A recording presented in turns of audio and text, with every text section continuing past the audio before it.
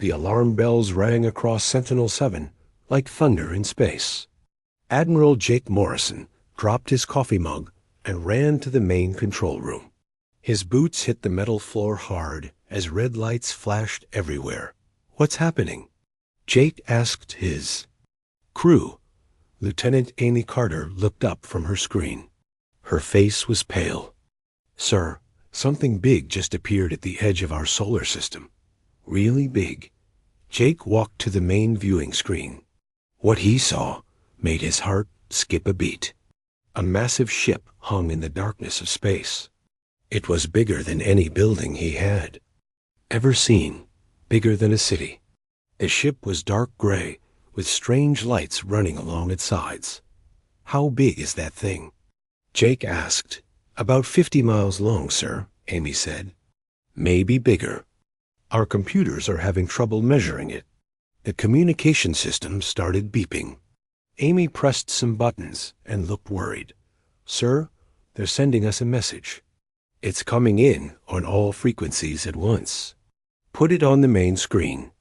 Jake said. The screen flickered, and then showed something that made everyone in the room go quiet. A creature unlike anything they had ever seen appeared on the screen. It looked like a giant lizard that could walk on 2 legs. Its skin was dark green with silver markings. Its eyes were bright yellow and very cold. When it spoke, its voice was deep and scary. "I am High Chancellor Zexhai of the Galactic Council," the creature said. "I speak for 1,000 worlds and 10 billion souls across this galaxy." Jake felt his hands shake a little. He had been in space for 20 years, but nothing had prepared him for this moment. First contact with aliens, and they didn't look friendly. "People of Earth," Zexhai continued, "you have been watched. You have been judged. Your species spreads across space like a disease. You build weapons. You take planets that do not belong to you. You grow too fast and care nothing for the rules that keep peace in our galaxy." Amy grabbed Jake's arm. "Sir, are we really in trouble?" Jake didn't answer. He kept watching the alien on the screen. "The Galactic Council has decided to give you one warning," Zexhai said. "You will stop all movement beyond your home world. You will destroy your weapons. You will wait for our ships to come and teach you how to live properly. You have 72 of your hours to agree to these terms." The screen changed to show videos of other planets.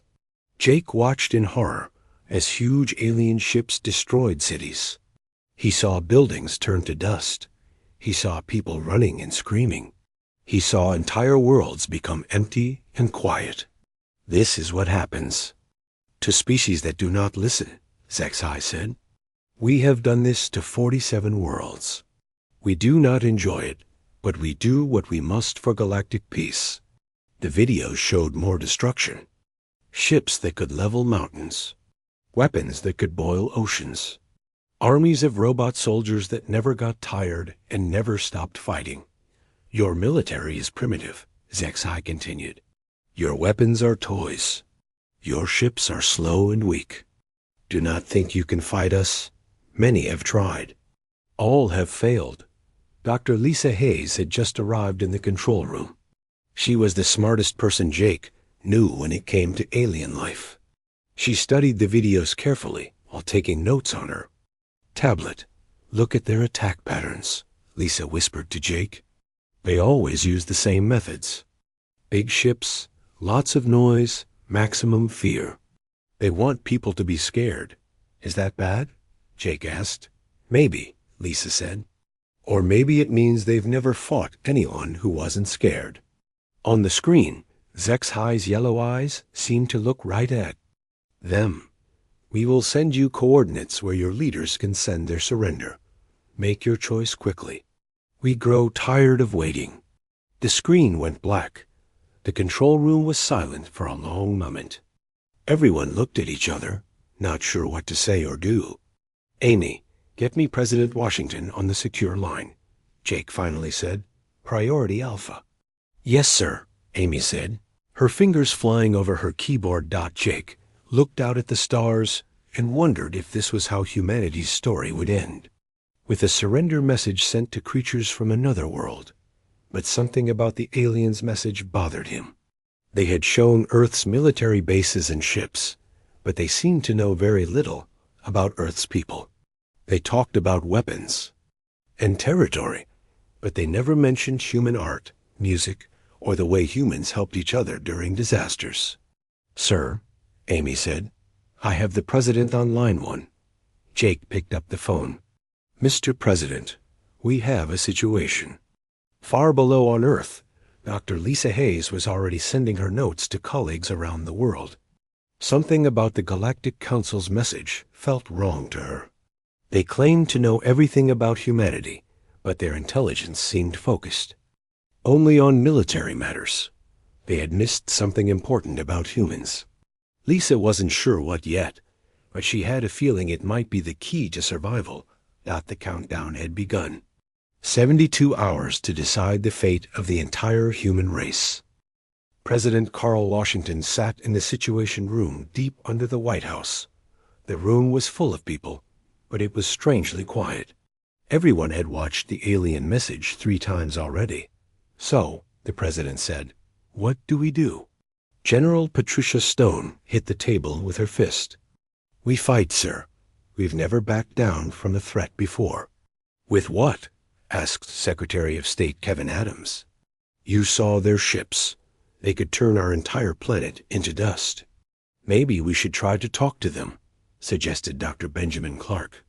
He was a professor who studied different cultures. "This feels familiar to me." "Familiar how?" the president asked. "Like when European explorers first met native tribes," Ben said. "They would show up with big ships and fancy weapons." They would demand surrender and expect everyone to be so scared that they would give up without a fight. General Stone shook her head. "This isn't the same thing, Professor. These aliens actually have the power to destroy us." "Do they?" asked Dr. Lisa Hayes, joining the meeting by video call from her lab. "I've been studying their message. They know about our military bases and our ships, but they don't seem to know much about our people." "What do you mean?" the president asked. "They talked about us spreading across space like a disease," Lisa said. "But humans don't just take territory. We explore. We learn. We help each other. They showed us videos of destroying other worlds, but I noticed something. Every planet they conquered fought them the same way, with big armies and conventional weapons." Colonel Emma Rodriguez, the president's military aide, was taking notes. "So you think they expect us to either surrender or fight like everyone else?" "Exactly," Lisa said. "But what if we don't do either?" The president leaned back in his chair. "What are you suggesting?" "Something they've never seen before," Lisa said. "What if we thank them?" Everyone in the room started talking at once. General Stone looked like she wanted to throw something. Secretary Adams looked confused. Wait, the president said, holding up his hand. "Let Dr. Hayes explain." "Think about it," Lisa said. "They sent us a warning. They showed us their military power. They gave us information about how galactic civilization works. From their point of view, they were trying to educate us." "They were threatening to destroy us," General Stone said. "But they didn't have to warn us at all," Lisa replied. "They could have just attacked. Instead, they gave us time to make a choice. Maybe, in their culture, that's actually being kind." Dr. Clark nodded slowly. "It's brilliant. If we thank them, we acknowledge their power without surrendering.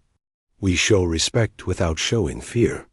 And it might buy us time to figure out what to do next," added Kevin Adams. The president looked around the room. "Emma, I want you to work with Dr. Hayes on drafting a response. But not just a thank you note. Make it something special." "What kind of special, sir?" Emma asked. "The kind that shows them who we really are," the president said. For the next 18 hours, teams of people around the world worked on Earth's response.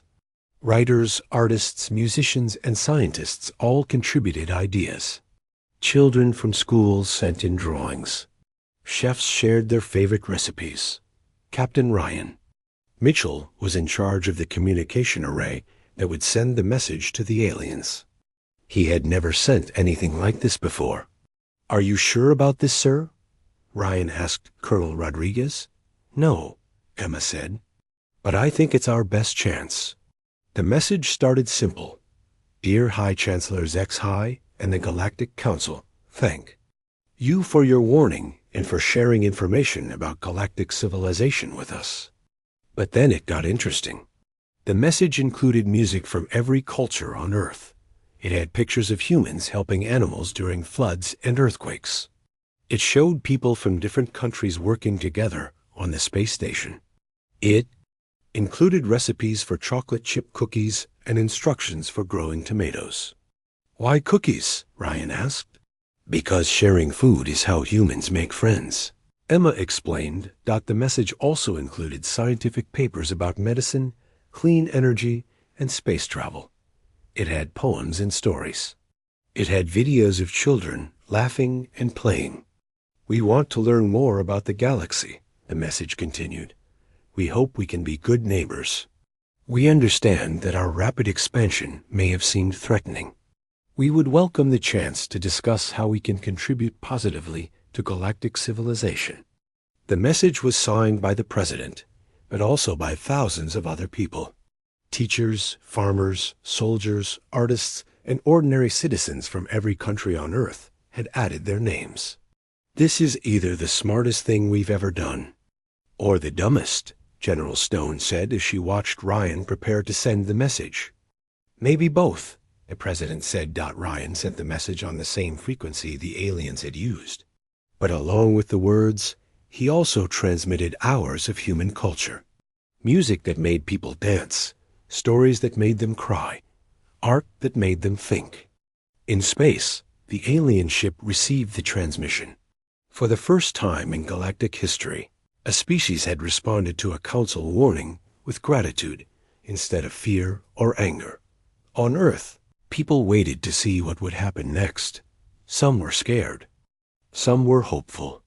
But most were curious about what the aliens would do when they realized they were dealing with a species unlike any they had encountered before. Dr. Lisa Hayes stayed in her lab, studying every detail of the alien transmission. She had a feeling that the real test was just beginning. High Chancellor Zex-High stared at the communication screen in his war room. He had read the human message 5 times, and it still made no sense to him. "They thanked us," he said to his officers. "In 10,000 years of galactic expansion, no species has ever thanked us for a subjugation warning." Admiral Corthax, the Council's top military commander, paced back and forth. His heavy boots made loud sounds on the metal floor.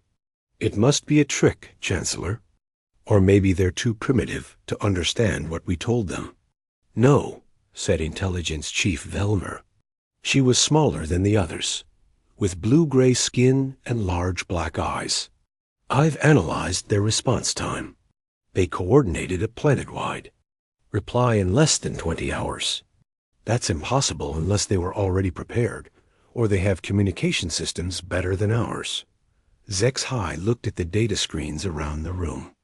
They showed Earth's military bases, weapon systems, and spaceships. Everything looked primitive compared to Council technology. But something felt wrong. What about their cultural attachments? Velmer asked, "Should we study them?" "Cultural data is not relevant to military operations," Corthax said. "We need to focus on their defensive capabilities."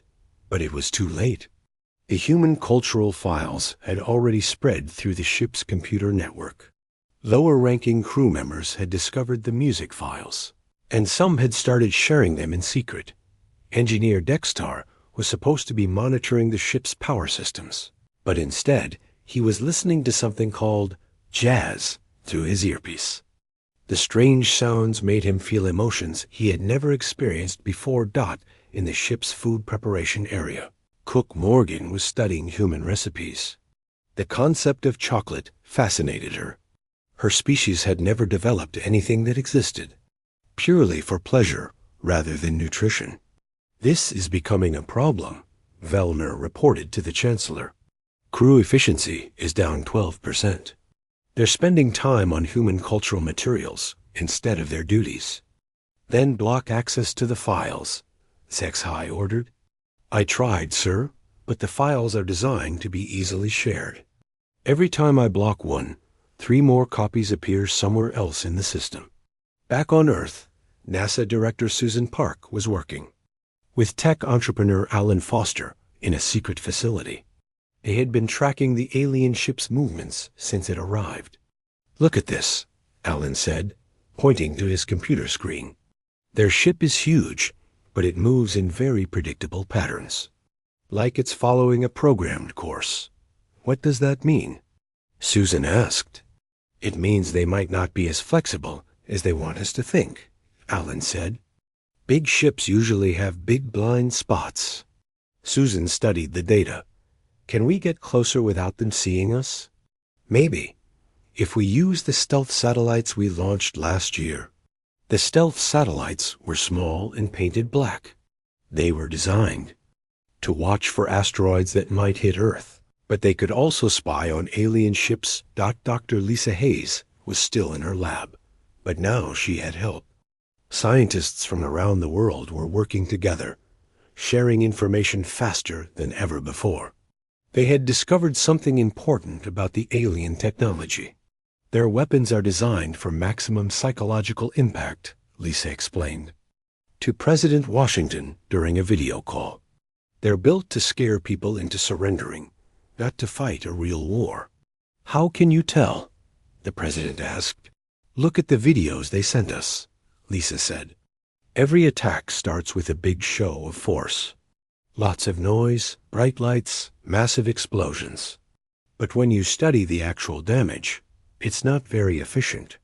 They could destroy those cities much faster with smaller, targeted strikes. So they're trying to terrorize people? Exactly. And it works because most species surrender immediately when they see those displays. But what if we're not most species? Meanwhile, Captain Tony Liu was preparing for a very dangerous mission. His ship, the Ghost Rider, was the most advanced stealth vessel in Earth's fleet. It was small, fast, and almost invisible to radar. You sure about this, Captain? Asked his co-pilot, Lieutenant Mary Foster. No, Tony said. But we need to know what we're dealing with. The Ghost Rider launched from a hidden base on the moon. It moved slowly and quietly toward the alien ship, staying in the shadows of asteroids and space debris. As they got closer, Tony and Mary could see that the alien ship was even more impressive than it looked from far away. But they also noticed something else. Look at their sensor arrays, Mary said. They're all pointing outward, looking for big threats. Like fleets of warships, Tony said. They're not looking for anything small, or anything that doesn't want to fight them. The Ghost Rider moved to within a few miles of the alien ship without being detected. Tony took pictures and recorded everything he could see. Back on the alien ship, Zexhai was having his own problems. More crew members were becoming interested in human culture.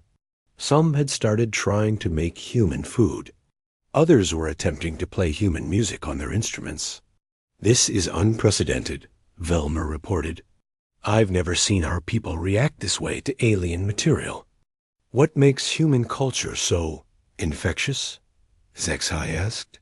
I'm not sure, sir, but I think it's because humans make everything to be shared. Their music, their food, their stories, they're all designed to bring people together. Zexhai thought about this. In 10,000 years of galactic conquest, the Council had never encountered a species that responded to threats with gifts. They had never met people who seemed more interested in making friends than in fighting or surrendering. Sir, Admiral Corfax said, we're approaching the deadline. What are your orders? Zexhai looked at the screens showing Earth, such a small, primitive world. But already it was changing his ship and his crew in ways he didn't understand. "Continue. Monitoring," he said finally. "I want to see what they do next." On Earth, engineer Rachel Green was working on something that would surprise everyone. She had been studying the alien technology shown in their videos, and she thought she had figured out how to build defenses against it. "The interesting thing," she explained to her team, "is that their weapons are so advanced they might not work well against really simple defenses." "What do you mean?" asked her assistant, Bob Lee. "It's like using a computer virus against a paper notebook," Rachel said. "Sometimes the most primitive solution is the best one." Time was running out, but humans were doing what they did best: learning, adapting, and working together. The aliens might have superior technology, but they had never faced anything like human creativity and determination. The real test was about to begin. The 72-hour deadline was only 6 hours away. High Chancellor Zex High expected either a surrender message or signs of military preparation from Earth. Instead, his sensors detected something completely unexpected. "Sir," reported communications. "Officer Nexville, Earth is broadcasting again. But this time, it's not a message. I'm not sure what to call it." "Put it on the main screen," Zex High ordered. What appeared on the screen made every alien in the war room stop what they were doing. Earth was throwing a party. A massive planet-wide celebration was happening in every city, every town, and every village across the human world. In New York, millions of people filled the streets, dancing to music played by bands on every corner. In Tokyo, children released colorful balloons into the sky while their parents cooked food on portable grills. In London, people were singing together in harmony while fireworks lit up the night sky. Are they ... celebrating their upcoming destruction? Admiral Korthax asked, confused. "I don't think so," Velmer said, studying her instruments. "This appears to be some kind of cultural festival, but it's unlike anything in our database." The broadcast was being sent on all frequencies, so every ship in the Council fleet could see it. What the aliens didn't realize was that woven throughout the celebration were subtle demonstrations of human capabilities that their initial assessment had completely missed. In a restaurant in Paris, Chef Maria Santos was preparing food. For the celebration, she used molecular gastronomy techniques, mixing chemicals to create flavors that changed as people ate them. To the watching aliens, it looked like advanced chemistry being used for pure enjoyment. How do they have such precise control over molecular structures? Asked Science Officer Yel Dar aboard the Council ship. In a park in Mumbai, children were playing with toy drones that moved in perfect formations, creating shapes in the sky. The drones communicated with each other instantly, adjusting their positions without any central control. What looked like a game was actually a demonstration of advanced swarm robotics. "Those small flying devices," Velmer observed, "they're operating with coordination algorithms more sophisticated than our own fighter squadrons." In Mexico City, street artists were painting murals on buildings. But their paint wasn't ordinary. It changed colors based on temperature and light, creating living artworks that shifted throughout the day. The nanotechnology involved was more advanced than anything the Council used for decoration. How is their artistic material responding to environmental conditions? Asked engineer tech Margot Billy Thompson, a jazz musician in New Orleans, was playing his saxophone for the celebration. But his instrument had been modified with acoustic engineering that could focus sound waves with incredible precision. The same technology could be used for sonar warfare, but Billy was using it to make his music reach people 3 blocks away with perfect clarity.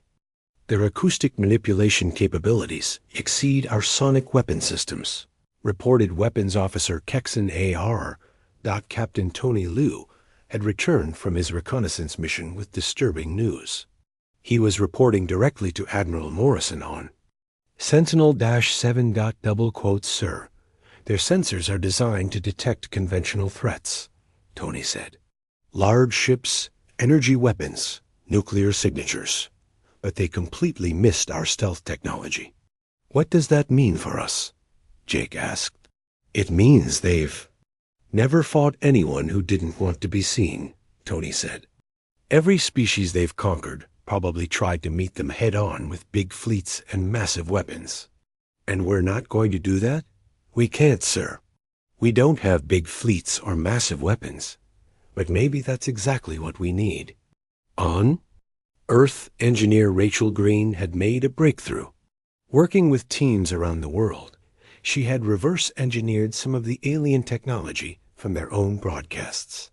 It's actually quite elegant, she explained to President Washington. During an emergency briefing, their weapon systems are designed for maximum intimidation. They're built to destroy large, stationary targets, like cities and military bases. That sounds bad for us, the president said. Not necessarily, Rachel said, because they're optimized. For psychological warfare, they're not very good at tracking small, fast-moving targets. And they definitely can't handle anything that doesn't fight back in a predictable way. What are you suggesting? That we turn their own strategy against them? They want to intimidate us into surrender. What if we respond with something they can't intimidate? While Rachel worked on defenses, Dr. Lisa Hayes was making her own discoveries. She had been analyzing the Council's crew communications, which were being broadcast on open channels. They're fighting among themselves, she reported to the Global Defense Committee. Their lower-ranking personnel are becoming fascinated with human culture.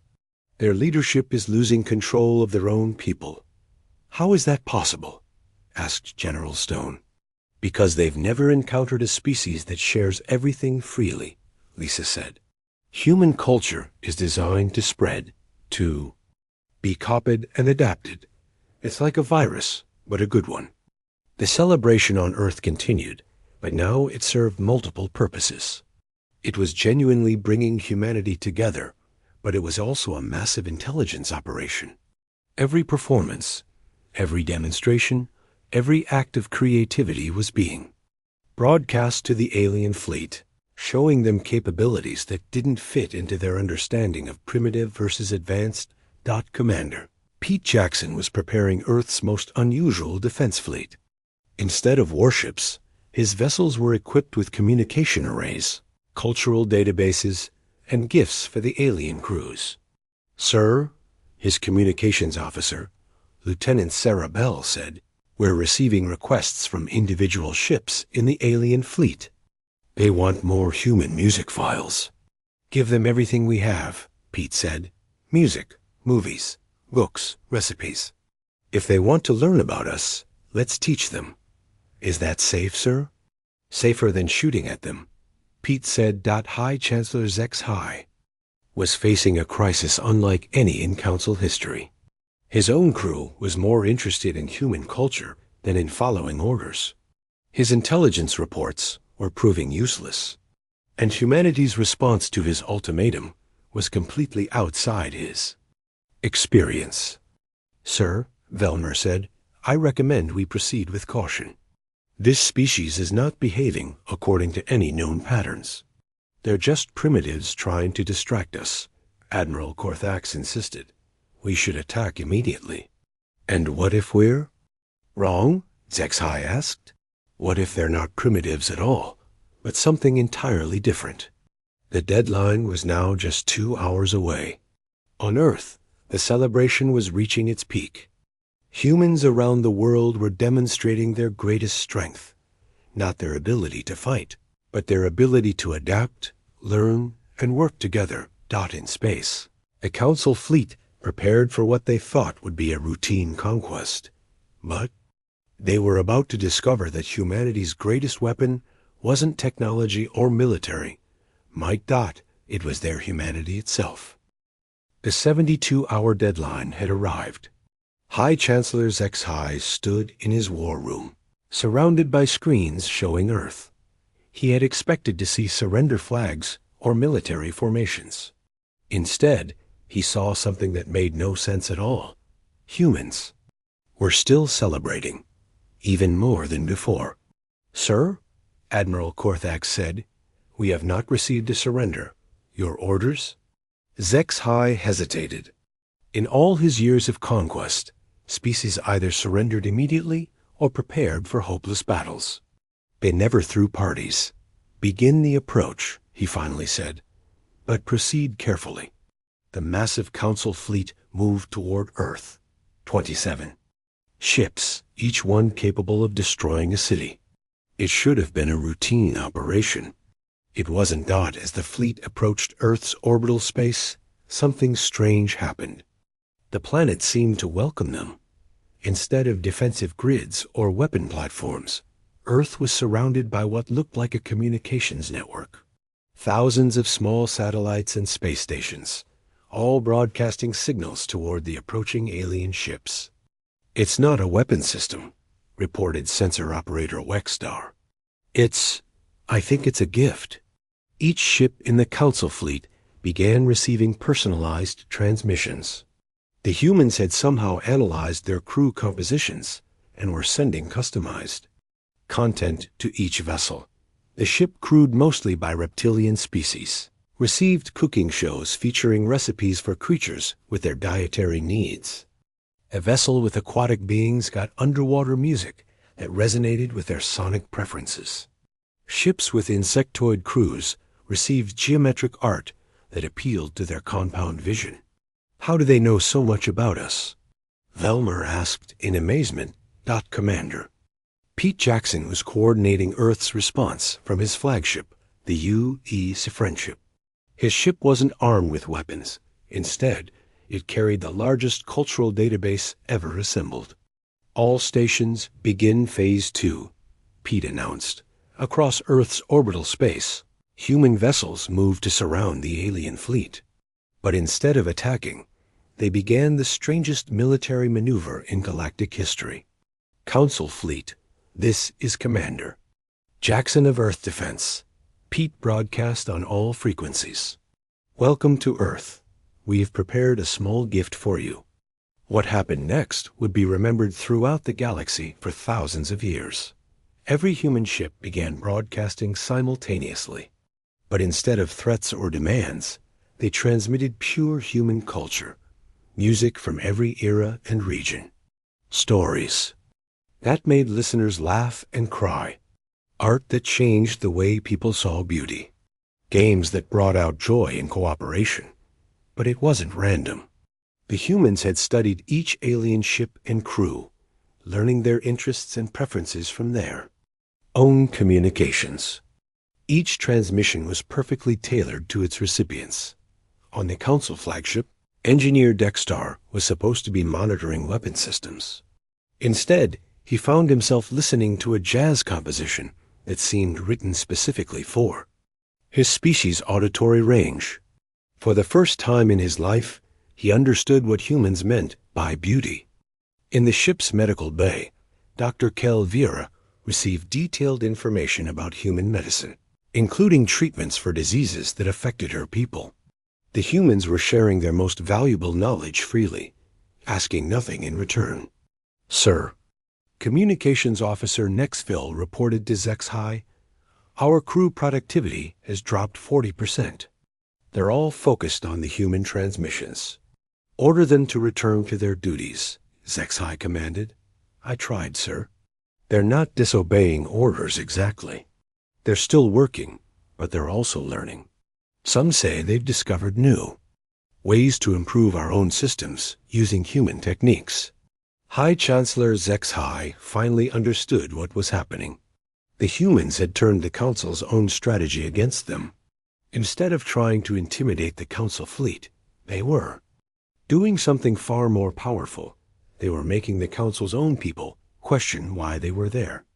"Sir," Admiral Korthax said, "we should attack immediately before this infection spreads further." "Infection?" Zexhai asked. "This human influence. It's changing our people, making them soft." But Velmer had a different opinion. "Sir, I don't think it's making them soft. I think it's making them think. On Earth, Dr. Lisa Hayes was monitoring the alien fleet's communications. What she heard confirmed her theories about human uniqueness. They're arguing among themselves, she reported to President Washington. The crew members want to learn more about us. The commanders want to attack. But here's the interesting part. The crew members are asking questions the commanders can't answer. What kind of questions? Why destroy a species that shares knowledge freely? Why conquer people who offer friendship? What's the point of galactic conquest if it means destroying everything interesting in the galaxy? A council fleet was facing a crisis that no military manual had prepared them for. Their enemy wasn't fighting back. Instead, they were offering gifts, friendship, and knowledge. High Chancellor ZXHI made a decision that would change galactic history. He opened a direct communication channel to Earth. People of Earth, he broadcast, I am High Chancellor ZXHI. Your response to our warning has been ... unexpected. President Washington appeared on the screen, surrounded by representatives from every nation on Earth. High Chancellor, thank you for giving us the chance to talk. We meant what we said in our thank you note. We really are grateful. Grateful? We threatened to destroy your world. Yes, but you also taught us about galactic civilization. You showed us that we're not alone in the universe. That's the greatest gift anyone has ever given humanity. ZXHI was quiet for a long moment. You are not like other species we have encountered. No, we probably aren't, the president agreed. But maybe that's not a bad thing. Maybe the galaxy needs some variety. On ships throughout the Council fleet, crew members were listening to this conversation. For many of them, it was the first time they had heard their chancellor speak to another species as an equal rather than a subject. Your people have been sharing their culture with my crews, ZXHI said. Of course, that's what humans do. We share things that make us happy, hoping they'll make others happy too. Why? Because happiness shared is happiness doubled. Because knowledge shared is knowledge multiplied. Because friendship offered is hope for peace. ZXHI looked around his war room. His officers were listening intently. Even Admiral Korthax seemed thoughtful. High Chancellor, the president continued, you said you represent 1,000 worlds and 10 billion souls. But when did any of those souls get to choose? When did anyone ask them what kind of galaxy they wanted to live in? It was a question that had never been asked in Council history. We maintain order, ZXHI said, and we're not against order. But what if there's a better way? What if instead of conquering worlds, we invited them to join something greater? What if the galaxy could be united by choice instead of force? For the first time in 10,000 years, the Galactic Council faced a species that offered a completely different vision of what galactic civilization could be. Commander Pete Jackson made the final move in humanity's strategy. High Chancellor, Earth would like to extend an invitation to your fleet.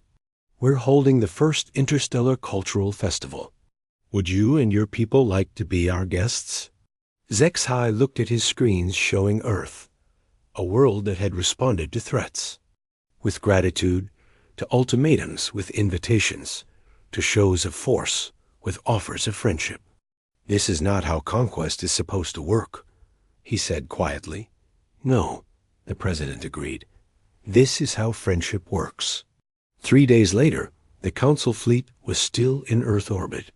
But instead of preparing for invasion, they were participating in the greatest cultural exchange in galactic history.